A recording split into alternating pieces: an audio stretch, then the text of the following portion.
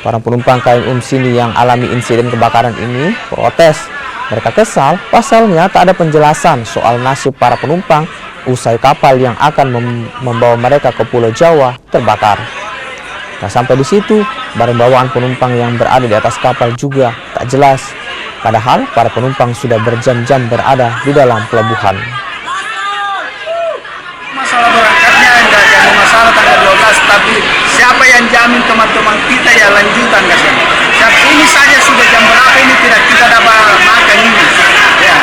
Dan saya mohon kepada pihak Pelni bagaimana caranya, karena kita punya barang-barang saudara-saudara semua masih ada di atas, karena kita panik hanya membawa saja yang di dalam tubuh kita.